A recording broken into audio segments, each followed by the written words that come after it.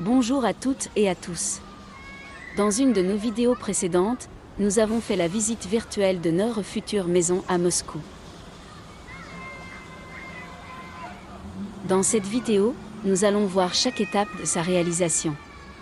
Mais revenons à la réalité. Le terrain est à l'abandon et non entretenu depuis de nombreuses années, et cela ressemble plutôt à un coin perdu dans la forêt amazonienne qu'à un terrain à bâtir. Ce serait un endroit idéal pour une partie de cache-cache, alors nous allons devoir procéder à un grand nettoyage. En premier, abattre les arbres, débroussailler et mettre la terre à nu.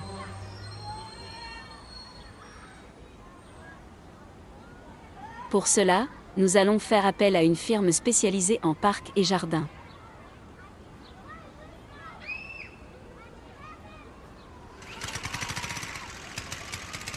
En avant les gars, nettoyez-nous tout cela.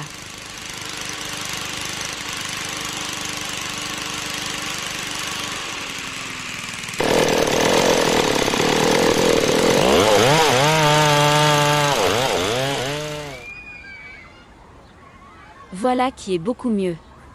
Merci les gars.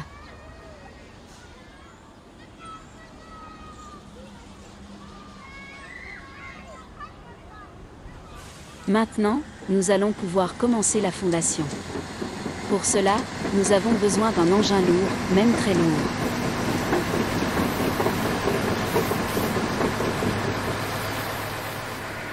En premier lieu, il faut enlever toutes les racines restantes et niveler le sol.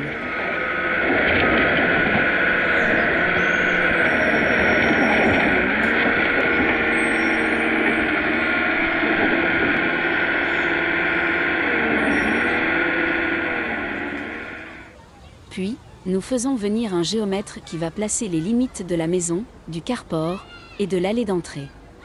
Nous placerons les limites de la maison avec une augmentation de 25 cm tout autour de son périmètre. En troisième, nous creusons l'ensemble des fondations, soit la maison et le parking, sur une profondeur de 30 cm.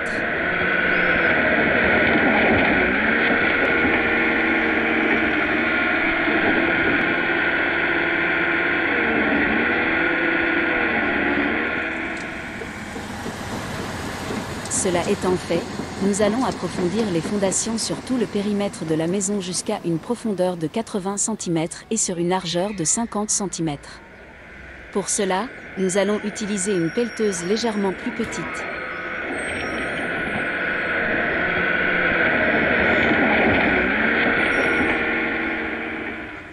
Nous en avons profité pour creuser la tranchée pour les égouts et les alimentations en eau, gaz et électricité. Maintenant, nous allons placer le coffrage sur le pourtour de la maison avec 10 cm en plus de sa taille, soit 16,20 m sur 10,20 m, et également le coffrage de l'entrée et du carport.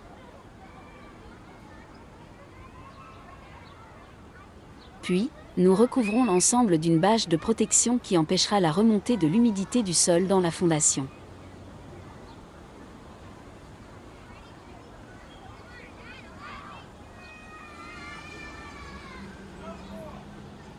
Et nous plaçons un plastique spécial le long du coffrage, pour éviter toute infiltration d'eau, en le faisant dépasser de 30 cm par rapport au niveau final du béton. Ensuite, nous plaçons le collecteur d'égout dans la tranchée près de la maison.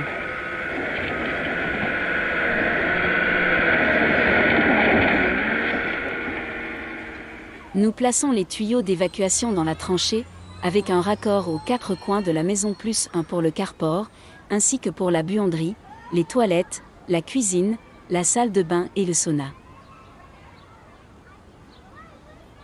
Cela fait, nous pouvons placer les armatures pour les fondations et la chape en béton.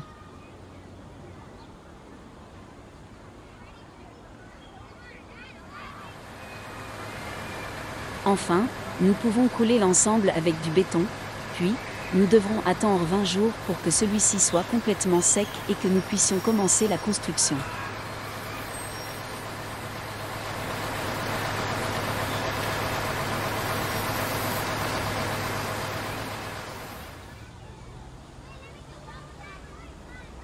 Le béton étant complètement sec, nous retirons le coffrage, et nous plaçons une couche de bloc de 20 par 20 cm sur le contour de la maison et pour la marche de l'entrée. Nous replions le plastique de protection sur les blocs, il arrivera à leur moitié, et nous comblons complètement la tranchée restante, ainsi qu'une partie de tranchée pour les alimentations jusqu'à une profondeur de 40 cm. Nous plaçons maintenant les différentes alimentations. L'eau en 24 mm, le gaz en 1 pouce quart, l'électricité en 4 x 16 mm carrés et le téléphone. Nous sommes maintenant prêts pour commencer véritablement la construction. On nous livre alors l'ensemble des éléments nécessaires, les panneaux SIP et OSB, les madriers et l'attache, la visserie, les supports réglables et les boulons d'ancrage.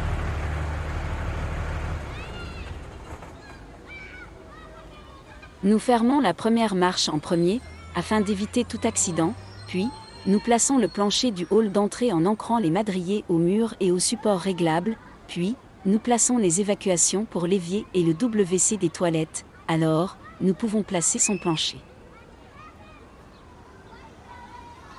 Puis, nous finissons le plancher de l'entrée.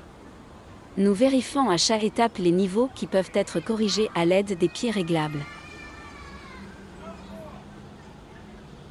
Nous plaçons les évacuations pour l'évier et le lave-vaisselle de la cuisine, nous prolongeons les madriers de support en les raccordant entre eux avec des plaques métalliques, et nous plaçons le plancher en 4 parties.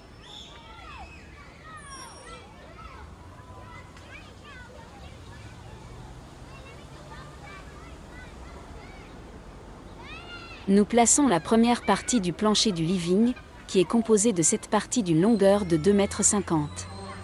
Notez que le dernier madrier a lui une longueur de 3 mètres et dépasse donc de 50 cm par rapport au panneau.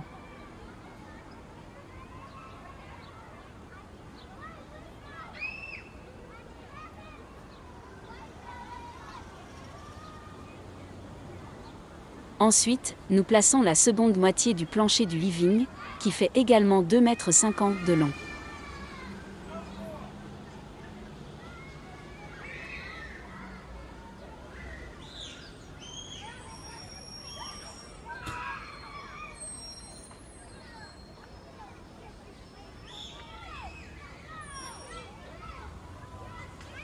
Puis la partie du salon, sur une longueur de 1,10 m, en laissant l'espace de la buanderie que nous ferons après.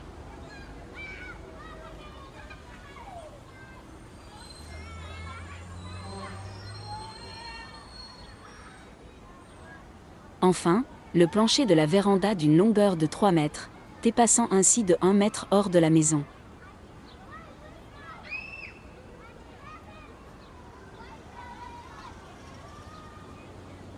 Maintenant nous plaçons le plancher de la buanderie, en laissant passer les alimentations en eau, gaz et électricité, ainsi que l'évacuation pour la machine à laver.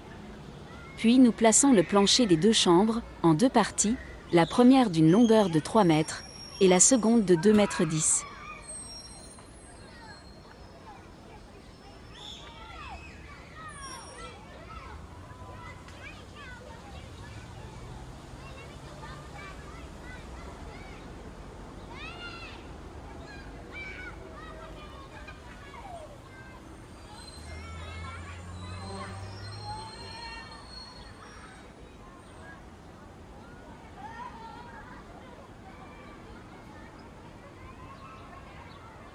Nous plaçons le plancher du corridor en 1,35 m de largeur.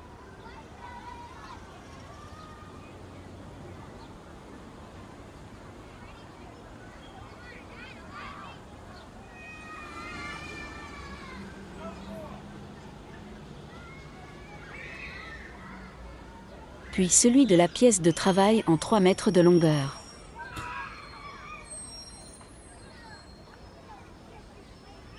Nous plaçons les évacuations pour la baignoire, le lavabo, la douche et les toilettes de la salle de bain et son plancher également en 3 mètres de longueur. Et enfin, les évacuations pour le lavabo et le chauffage de sauna et son plancher en 2,10 mètres de longueur.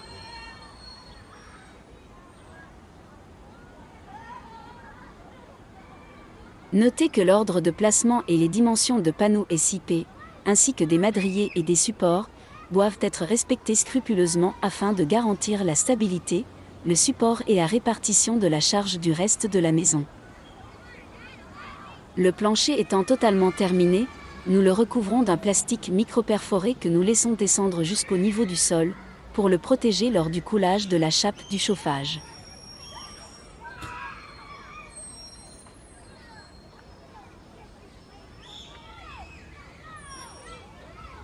Maintenant nous pouvons placer les murs extérieurs créés avec des panneaux SIP d'une épaisseur de 17,4 cm, soit une épaisseur de 15 cm d'isolation, et donc nous allons utiliser des madriers de 15 cm par 5 cm pour la carcasse, l'ancrage et la finition supérieure. Les panneaux ont une hauteur de 2,80 m, sauf si cela est spécifié en seconde dimension, et de base, une largeur de 1,25 m, la largeur utilisée étant indiquée pour chaque panneau en première valeur. Comme pour le plancher, nous devrons suivre l'ordre de montage et assemblage comme montré dans cette vidéo.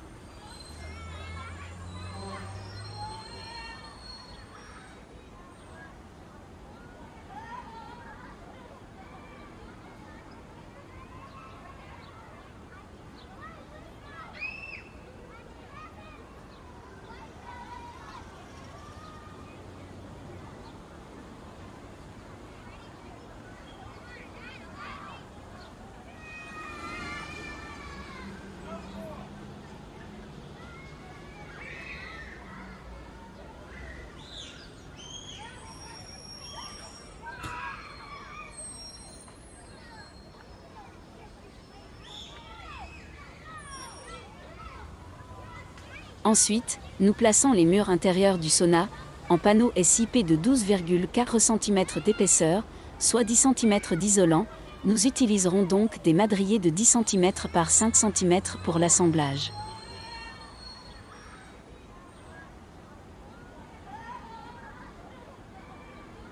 Puis, nous allons placer les carcasses des murs intérieurs qui ont une épaisseur de 5 cm en commençant par les deux chambres à coucher, le corridor du sauna, la salle de bain et la pièce de travail.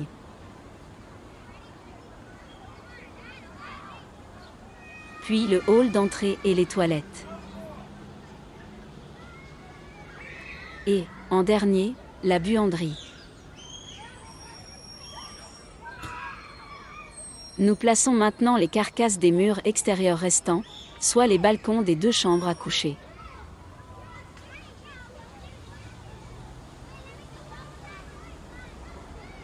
La véranda. Et l'entrée. Nous allons maintenant monter le plafond, avec en premier les 2 poutres maîtresses faisant toute la longueur de la maison et créées par assemblage de madriers de 15 par 5 cm, que nous positionnerons à l'aide d'une grue. Puis, nous plaçons tous les autres madriers comme indiqué dans cette vidéo. Tous ont une largeur de 15 cm, et attention que certains ont une épaisseur de 10 cm, soit l'assemblage de 2 madriers de 5 cm.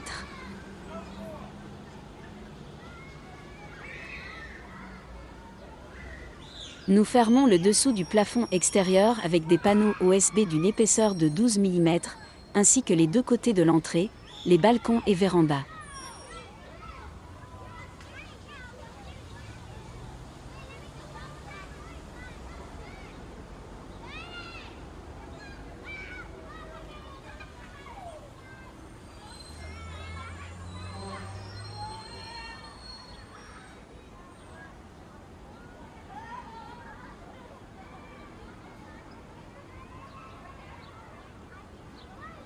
Puis nous plaçons de la laine de roche d'une épaisseur de 15 cm entre les madriers du pourtour de la maison, isolant thermiquement les parties extérieures et servant également d'isolation phonique. Nous plaçons ensuite le plancher de la mansarde, composé de panneaux SIP de 17,4 cm d'épaisseur, en suivant l'ordre indiqué dans la vidéo. Leur longueur est spécifiée pour chacun d'eux, et leur largeur, sauf mention contraire en deuxième valeur, est de 1,25 m.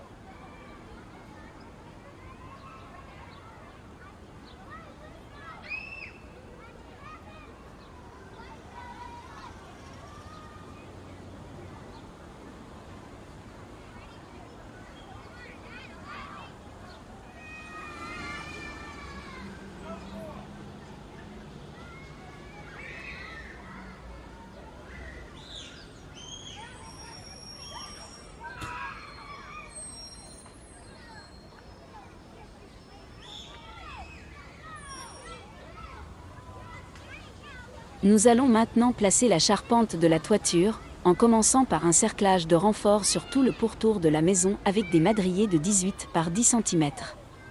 Puis, nous installons les 2 supports centraux et la poutre faîtière, les montants latéraux, et enfin, les montants des 4 coins, tous en madriers assemblés de 20 par 10 cm.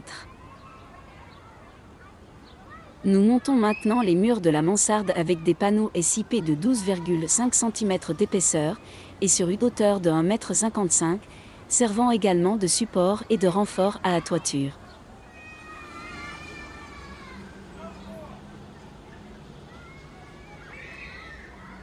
Nous plaçons ensuite les madriers de la toiture, en insérant des panneaux SIP de 22,4 cm d'épaisseur et sur une hauteur de 2,50 m à partir du mur de la mansarde, pour isoler thermiquement celle-ci.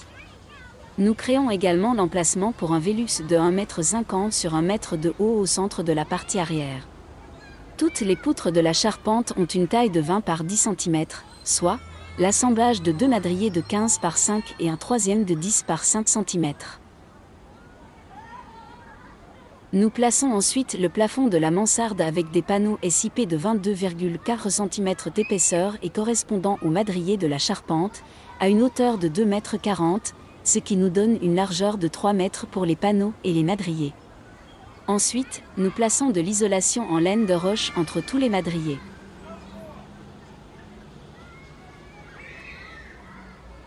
Que nous recouvrons avec des panneaux OSB de 1,2 cm d'épaisseur.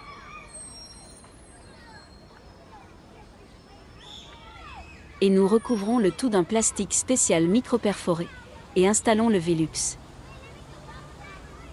Une première équipe va maintenant placer les gouttières et tessantes d'eau, puis le lattage et le zingage.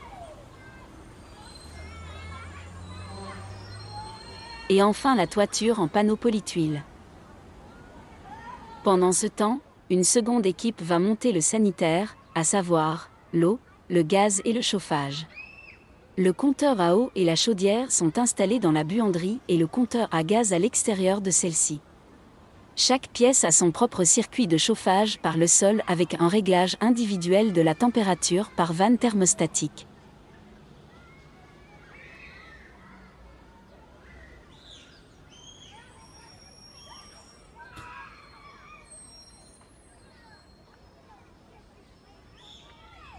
Les canalisations de gaz sont en jaune orangé, l'eau froide en bleu clair, l'eau chaude en rouge, le départ de chauffage en rouge foncé, le retour en bleu foncé, et le montage en escargot est en blanc et placé dans un support spécial en plastique. Les vannes thermostatiques sont placées à une hauteur finale de 80 cm, soit à 90 cm du niveau actuel.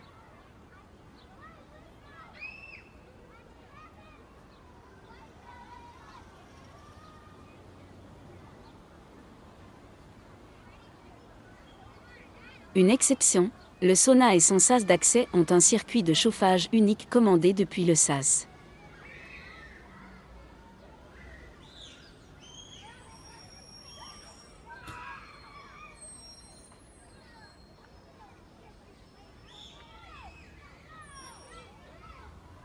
La chaudière est uniquement destinée au chauffage, étant trop éloignée, l'eau chaude pour la salle de bain et la cuisine est fournie par un chauffe-eau situé dans la salle de bain.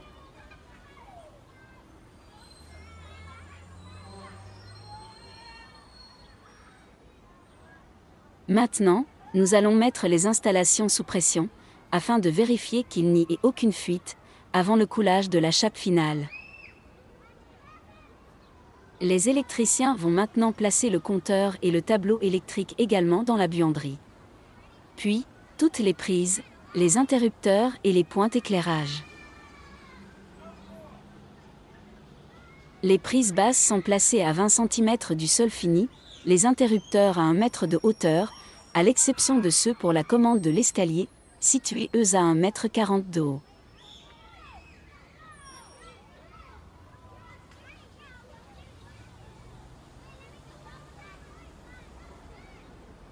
Également, les prises du miroir de la salle de bain et des appareils de la cuisine, le lave-vaisselle, les fours et la hotte, qui sont placés à la hauteur désirée, ainsi que les 3 triples prises placées entre le plan de travail et les armoires hautes de la cuisine, placées à la limite du bas des armoires hautes.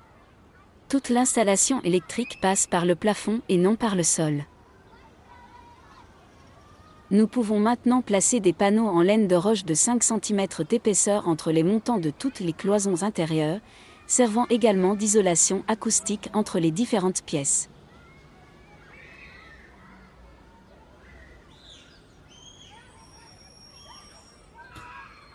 Ainsi que dans les cloisons des balcons des chambres et de la véranda.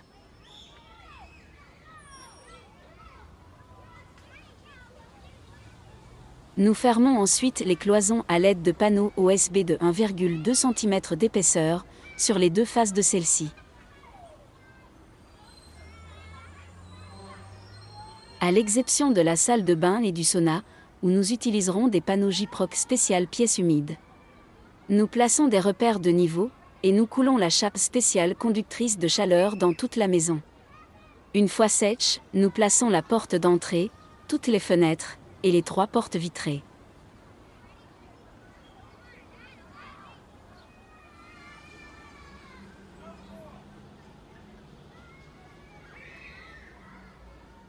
Ainsi que l'escalier escamotable et son système de relevage automatique.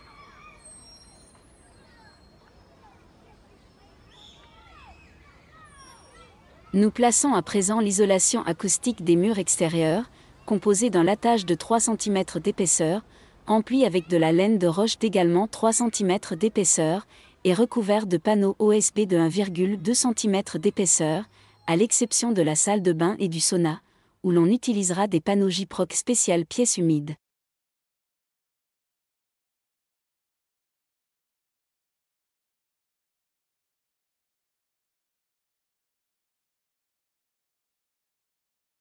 Nous faisons de même pour les 2 chambres, le salon, et la buanderie.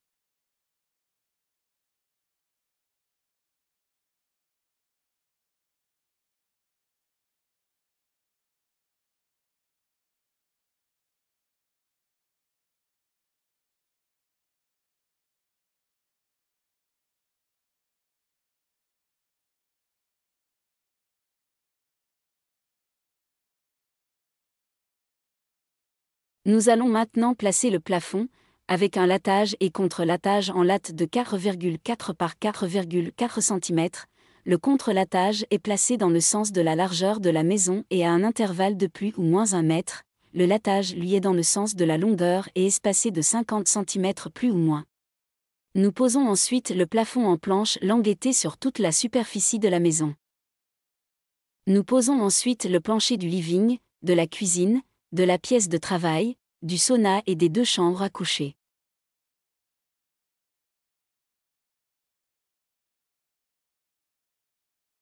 Le carrelage du hall d'entrée.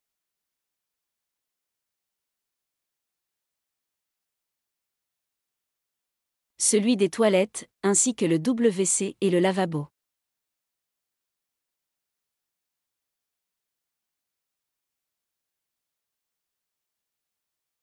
Puis celui de la buanderie.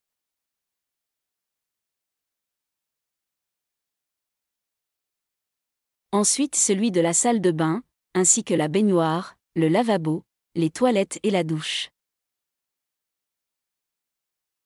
Également nous plaçons le plancher des balcons des chambres et de la véranda, avec l'escalier de cette dernière.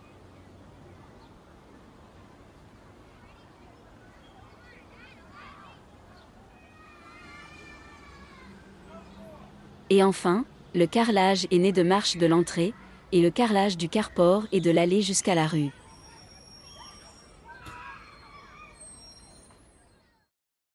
Maintenant, nous allons installer toute la cuisine entièrement équipée.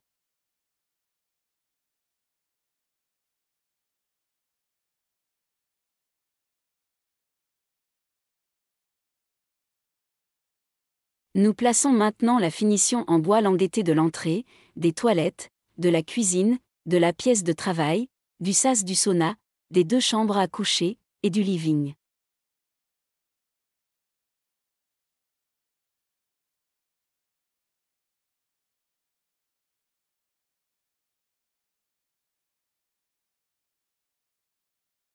Puis la finition en plastique languetté de la buanderie, ainsi que la machine à lessiver et le séchoir.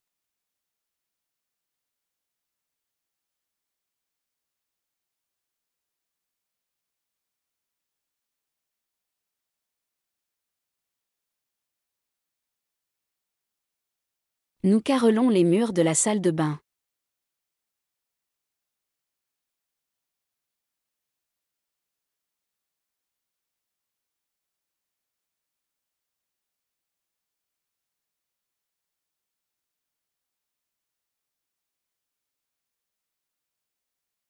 Ceux du sauna, et on installe son lavabo et son foyer spécial.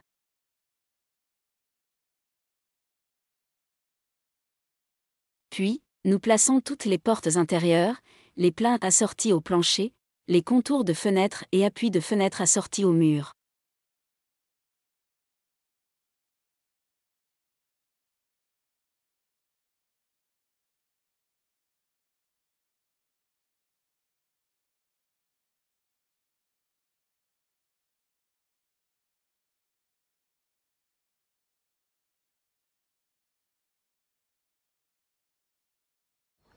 En dernier, les finitions extérieures, avec un film plastique micro-perforé pour éviter l'humidité et la condensation, et l'on place le carport complet.